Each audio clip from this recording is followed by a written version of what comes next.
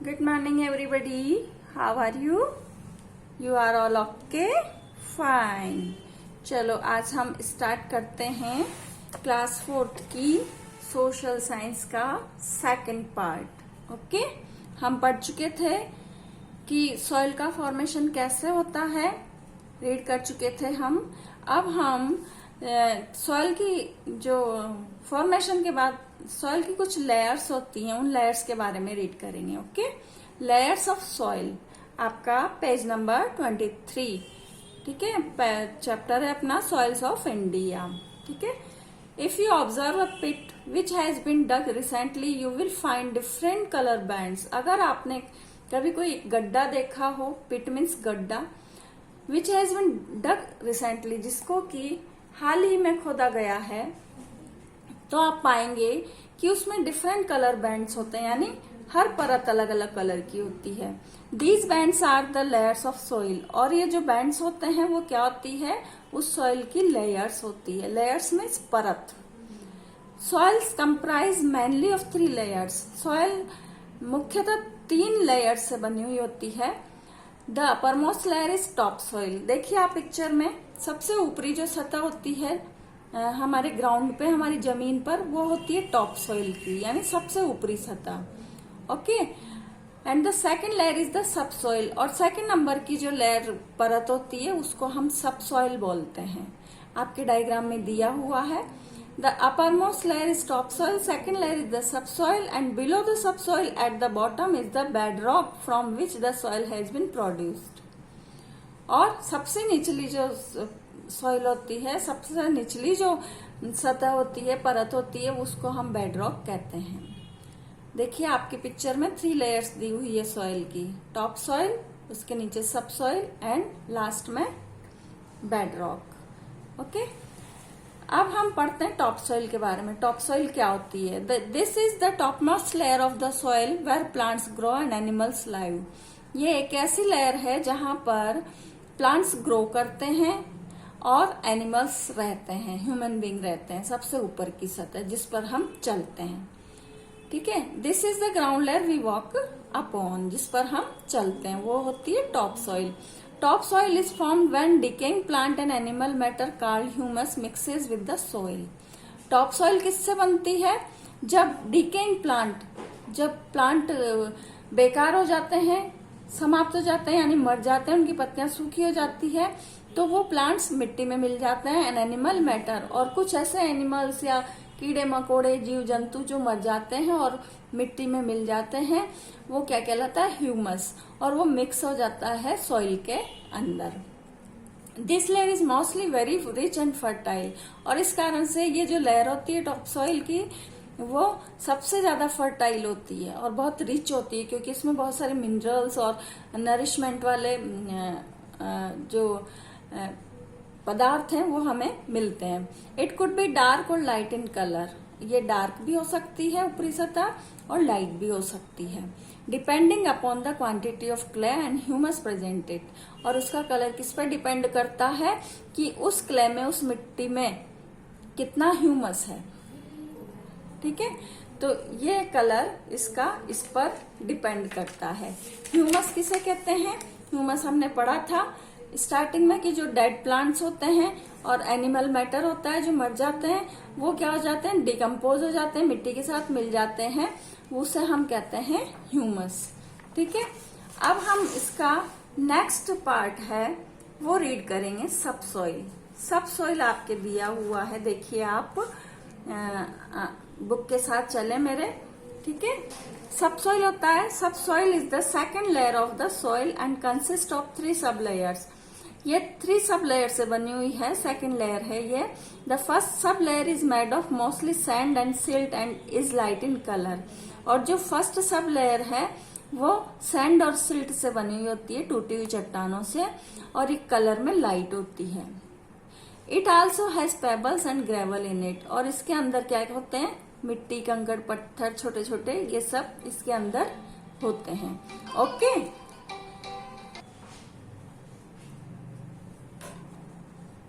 Okay, the second sub layer contains clay and some minerals deposit. और second sub layer में क्या होता है? कुछ तो क्ले होती है और कुछ मिनरल्स होते हैं जो मिट्टी के अंदर पाए जाते हैं। Roots of various trees grow down to this layer. और जो ट्री हम फर्स्ट सब लेयर में उगाते हैं उनकी रूट्स इस सेकंड सब लेयर तक फैलती है, यानी कितना गहराई तक जाती है, सेकंड सब लेयर तक जाती है।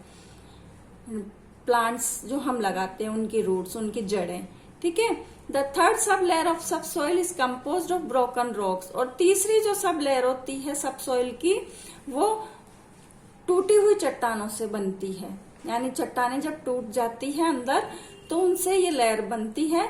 Plants roots can not penetrate this layer. और जो प्लांट्स की रूट्स है जो हम फर्स्ट सब सॉइल में लगाते हैं वो थर्ड लेयर तक नहीं आती है, सिर्फ सेकंड लेयर तक ही रहती है। वो इसमें क्यों नहीं प्रवेश कर पाती, क्योंकि ये रूट्स ये सब सॉइल जो है थर्ड नंबर की वो चट्टानों से बनती है, ठीक है ना। समझ में आ गया आपको। अब हम थर्ड लेयर जो होती है सॉइल की, बेड रॉक, उसको रीड करते हैं। Okay, this is the last layer of the soil. ये सॉइल की सबसे निचली लेयर है, ये जो डायग्राम में दिखाई हुई है आपको। हाँ, this layer has solid rock which is hard and does not allow water to pass through it. और ये जो लेयर होती है ये सॉलिड रॉक्स से बनी होती है, चट्टानों से बनी हुई होती है, जो कि हार्ड होती है और इसके अंदर पानी और हवा दोनों ही पास नहीं हो पाते, इसलिए ये सबसे नीचे वाली लेयर है। यहाँ तक ना तो प्लांटेशन जाता है ना रूट्स जाती है उनकी, तो ये हमारे लिए बहुत हार्ड होती है। Etcetera least amount of living beings are found in the bedrock layer of the soil. बहुत कम संख्या में जो लिविंग बींग्स होते हैं या इंसेक्ट्स वगैरह होते हैं वो सॉइल की इस लेयर पर पाए जाते हैं, यानी बहुत कम संख्या में जाते हैं, यहाँ तक कुछ नहीं पहुंच पाता है। तो 3 टाइप्स ऑफ लेयर हमने सॉइल की रीड की है। फर्स्ट है टॉप सॉइल जिस पर प्लांटेशन होता है, सब सॉइल जहां तक रूट्स जाती है, और तीसरी है बेड रॉक जहां तक कोई न तो एयर जाता है न वाटर जाता है, ठीक है। और हम ये प्रैक्टिस जोन फिल करेंगे, लेकिन इसको बाद में समझेंगे, पहले हम अपना चैप्टर कंप्लीट कर लेते हैं, ठीक है। अब हम आते हैं importance of the soil. Soil की क्या इम्पोर्टेंस है? Okay, soil is important for all living beings. Soil सभी लिविंग बींग्स के लिए बहुत इंपॉर्टेंस ही रखती है। Plants grow and get their nourishment from the soil, क्योंकि प्लांट्स क्या करते हैं, सॉइल से ही अपना नरिशमेंट पाते हैं, अपना पोषण पाते हैं, ठीक है। और हमें भी प्लांट्स किससे मिलते हैं? सॉइल से मिलते हैं। मिट्टी नहीं होगी तो हम कैसे प्लांट्स लगाएंगे, कैसे फसल पैदा करेंगे, है ना। Animals and human beings depend upon plants for their food. Animals और जो ह्यूमन बींग्स होते हैं वो किसके ऊपर डिपेंड करते हैं? प्लांट्स और फूड के ऊपर ही करते हैं। और soil has many mineral in it. Soil के अंदर बहुत सारे मिनरल्स होते हैं। Useful minerals like coal and petroleum are found in soil. और कुछ मिनरल्स ऐसे हैं जैसे कॉल, कोयला, एंड पेट्रोलियम और पेट्रोल आदि, जो कि हमें किससे मिलते हैं? मिट्टी से मिलते हैं। आपने सुना होगा कि जब माइनिंग की जाती है, माइंस पर खुदाई की जाती है, तो उससे हमें कॉल और पेट्रोलियम मिलते हैं। इसके अलावा मेटल्स भी मिलते हैं हमें सॉइल के अंदर से, जैसे like gold, iron, silver and aluminium are also found in soil. कुछ मिनरल्स, कुछ मेटल्स जैसे गोल्ड, आयरन भी मिलता है हमें, माइंस से मिलते हैं, गोल्ड भी, सिल्वर भी और एल्यूमिनियम भी। ये भी कुछ हमें इम्पोर्टेंस सॉइल की बताते हैं कि सॉइल में सारे मेटल्स और इस तरह के मिनरल्स हमें मिलते हैं, और ये माइनिंग के द्वारा मिलते हैं जब हम खुदाई करते हैं माइंस में। ओके, अब हम रीड करेंगे एनरिचिंग ऑफ सॉइल, यानी हम सॉइल को एनरिच कैसे बना सकते हैं। एनरिच का मीन्स उसमें कैसे पोषण दे सकते हैं, कैसे पोषित होती है हमारी सॉइल, क्या क्या ऐसे फंडामेंटल हैं जो सॉइल को एनरिच बनाते हैं, पोषक बनाते हैं। Rats, moles, rabbits, snakes and smaller organism such as earthworm, beetles and ants live in the soil. आपने देखा होगा कि जो रैट्स होते हैं, चूहे, मॉल्स, कुछ ऐसे स्तनधारी होते हैं, छोटे छोटे मोटे जीव जंतु, रैबिट्स होते हैं, स्नैक्स होते हैं, छोटे छोटे कीड़े मकोड़े होते हैं, जैसे अर्थवर्म आपने देखा होगा अभी बारिश के टाइम पे, बहुत छोटा सा सांप के जैसा चलने वाला कीड़ा होता है। बीटल्स और आंट्स, कीड़े मकोड़े, छोटी मोटी चींटियां, ये सब बिल कहाँ बनाते हैं? अपना मिट्टी के अंदर। These living organism dig holes in the soil, ये सभी लिविंग ऑर्गेनिज्म क्या करते हैं? सोइल में अपने होल्स बनाते हैं, बिल बनाते हैं। It porous which help the soil to breathe to get air, और वहां पर ये जो पोरस होते हैं, ये जो बिल होते हैं, वो क्या करते हैं? सॉइल में ब्रीथिंग और एयरिंग का काम करते हैं, यानी हवा पहुंचाते हैं। जब ये बिल बनाते हैं ना इस तरह से मिट्टी के अंदर, ये रैबिट ने बनाया हुआ है, स्नेक ने बनाया हुआ है, अर्थवर्म ने बनाया हुआ है, रैट ने बनाया हुआ है, तो अंदर तक ये मिट्टी क्या हो जाती है? लूज हो जाती है, पोली हो जाती है, और इसके अंदर एयर पहुंच जाती है और वाटर पहुंच जाता है। तो इससे नरिशमेंट होता है एयर सॉइल का। The waste produce by these organism also enriches the soil, और जो ये ऑर्गेनिज्म, जो ये कीड़े मकोड़े मिट्टी के अंदर रहते हैं, ये अपना वेस्ट प्रोड्यूस करते हैं। वेस्ट का मतलब मलमूत्र त्यागते हैं, इससे भी इनके मलमूत्र से सॉइल क्या होती है? एनरिच बनती है, पावर मिलता है उसको। द सॉइल बिकम्स फर्टाइल, और इस तरह से वो फर्टाइल बन जाती है, उपजाऊ बन जाती है। And this helps farmer to grow healthier crops, और ये फार्मर्स की हेल्प करती है कि उनकी जो क्रॉप है, उनकी जो फसलें हैं, वो ज्यादा ग्रो करें, अच्छी फसल हो। तो ये सब जीव जंतु हमारी सॉइल के लिए बहुत उपयोगी होते हैं, ताकि हमारी सॉइल फर्टाइल होकर के अच्छी फसल दे। ओके, एटसेट्रा में दिया हुआ है, it takes about 500 years for an inch of top soil to form. ऐसा माना जाता है कि किसी भी टॉप सॉइल को फॉर्म होने में, बनने में 500 years का टाइम लगता है। तो सॉइल बनना भी कोई छोटी मोटी बात नहीं है, ठीक है ना। अब ये तो हमने पढ़ लिया कि सॉइल को कैसे एनरिच करेंगे हम। अब हम पढ़ते हैं सॉइल इरोशन। सॉइल इरोशन क्या होता है? When the top soil become loose, it is carried away by wind and water. This process is known as soil erosion. आपने देखा होगा कि जब कोई विंड चलती है, बहुत तेज हवाएं चलती है, या फिर वाटर, पानी, फ्लड वगैरह आती है, बाढ़ आती है, तो क्या होता है? मिट्टी एक जगह से दूसरी जगह पर चली जाती है। किसके द्वारा? हवा के द्वारा और पानी के द्वारा। तो ये जो प्रोसेस होता है कि सॉइल एक जगह से दूसरी जगह जाना या मिट्टी का कटाव होना, उसको क्या बोलते हैं? सॉइल इरोशन बोलते हैं। Okay, soil erosion is cause mainly naturally bye wind and water, और इसका सबसे प्रमुख सोर्स क्या है सॉइल इरोशन का? विंड, हवा और वाटर, पानी। However, it is increased by human activities such as deforestation, mining and construction. और ये सॉइल इरोशन और किस किस के द्वारा होता है? ह्यूमन एक्टिविटीज के द्वारा भी होता है, जिसमें जंगलों की कटाई है, डिफोरेस्टेशन, माइनिंग, खाने खोदते हैं हम लोग पत्थर की या गोल्ड मेटल जो भी निकालने के लिए, और कंस्ट्रक्शन, हम बिल्डिंग कंस्ट्रक्शन करवाते हैं, पुल बनवाते हैं, इन सब से भी क्या होता है? सॉइल इरोशन होता है, यानी सॉइल का लूज होता है और वो एक जगह से कट जाती है। अब इसमें फर्स्ट टॉपिक है हमारा डिफोरेस्टेशन। डिफोरेस्टेशन क्या होता है? जंगलों की कटाई। The process of cutting down trees is known as deforestation. Underline कर लीजिएगा इस चीज को, ठीक है ना। Man needs wood for building houses and to make furnitures. Man को वुड की आवश्यकता क्यों पड़ती है? जिससे वो जंगलों की कटाई करता है, बिल्डिंग बनाने के लिए और फर्नीचर बनाने के लिए। फॉर दिस, इसके लिए, ही कट ट्रीज, वो कट करता है ट्रीज को। Human beings also cut forest for making, और हम लोग वुड को क्यों कट करते हैं, ट्रीज को क्यों कट करते हैं? फॉर मेकिंग डैम्स, डैम बनाने के लिए, डैम बनाने के लिए, माइनिंग, खाने खोदते हैं, और एक्सपेंडेड सिटीज, और हमारे शहरों को बढ़ाने के लिए। All these factors cause deforestation, और ये सभी फैक्टर्स डिफोरेस्टेशन का कारण बनते हैं। Trees and plants hold the top soil together with the help of their roots.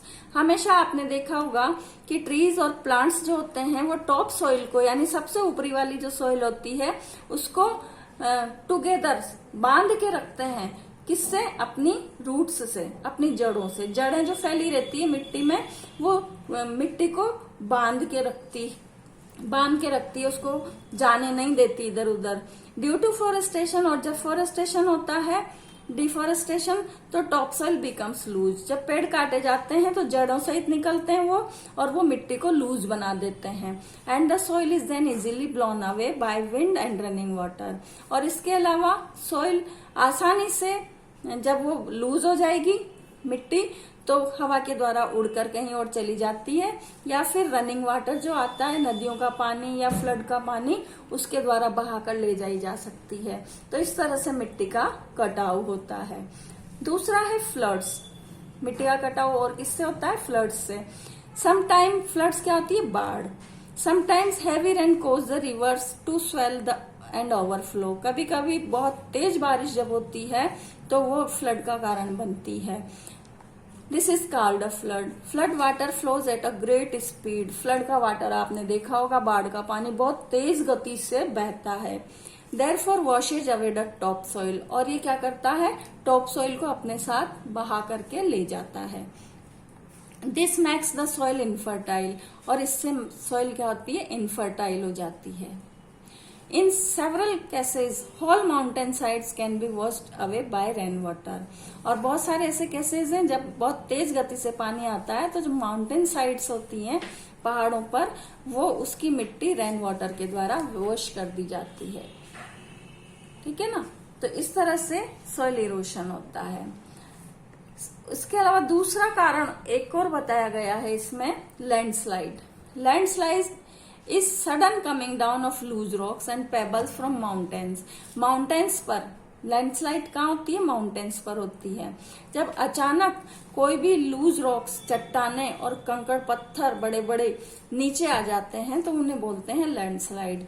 और लैंडस्लाइड क्यों होती है? Loosening of soil in areas. उन एरिया में सॉइल जब लूज हो जाती है, इस कारण से होती है। They do not have good vegetation और ट्री कवर। क्योंकि माउंटेन एरियाज पर जब ट्रीज काटे जाते हैं, और जब ट्रीज नहीं होते हैं ज्यादा, तो पकड़ नहीं रहती है चट्टानों की, और वो क्या करती हैं? नीचे आ जाती हैं। टू प्रिवेंट लैंडस्लाइड, और इन लैंडस्लाइड को रोकने के लिए more and more trees should be planted on the slopes of the mountains. हमें ज्यादा से ज्यादा पेड़ लगाना चाहिए। कहाँ पर? जहां पर स्लोप्स है माउंटेन के, माउंटेन स्लोप्स पर हमें ज्यादा से ज्यादा पेड़ लगाना चाहिए ताकि लैंडस्लाइड कम हो। लेकिन आजकल देखा जा रहा है कि पेड़ों को काट करके बड़े बड़े हाईवेज बनाए जा रहे हैं माउंटेन्स पे भी, तो इस कारण से भी वहां पर लैंडस्लाइड ज्यादा होने लग गई है। ठीक है? और कुछ एसेट्रा इसमें दिया गया है। The Bishnoi villagers in Rajasthan do not allow trees around them to be cut.